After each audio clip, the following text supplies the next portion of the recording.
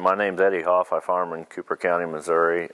This is a 1997 John Deere 1770 planter, 12-row.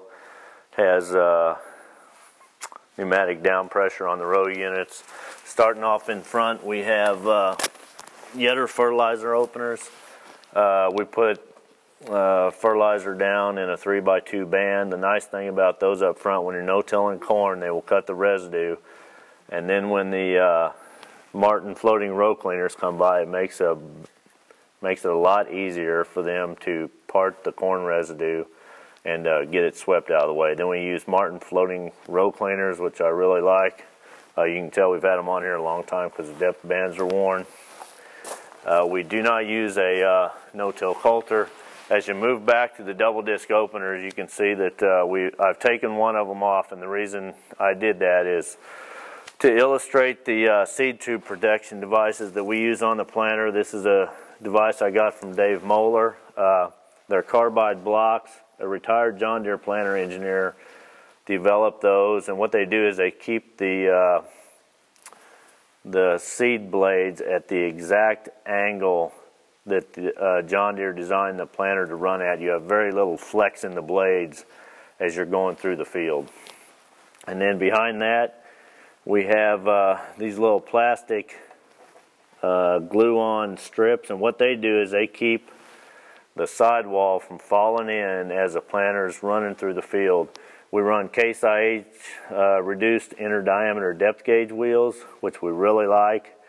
The only drawback to them in our soils, we have high clay soils, and when we get into the areas of the field where the clay content is really high, sometimes they fracture the sidewall too much, which can have the effect of the seed falling out of the furrow and rolling off underneath clay clods. These plastic sidewall protectors prevent a lot of that problem.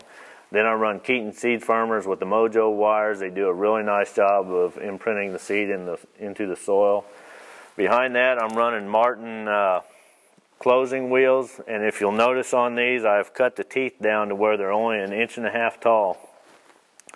The reason I did that is when we get into those high clay soil areas of the field and the sidewall is fractured too much, then when those longer teeth come through and they're exiting the soil, they actually pull those chunks up, and it causes the seed to slide off to the side more. So what I did is I cut the teeth down to 1.5 inches. I narrowed them up to where they run at the same distance as the rubber press wheels that John Deere normally has. And what I'm doing is this inner dish runs on the ground. It does some firming, but as the teeth are exiting the ground, they actually loosen the soil above the seed and leave that seed firmly imprinted in the bottom of the V. Also, I have the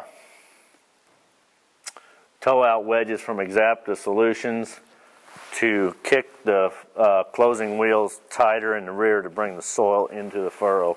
They do a nice job, and then I finish it off with the drag chain on the back of the unit.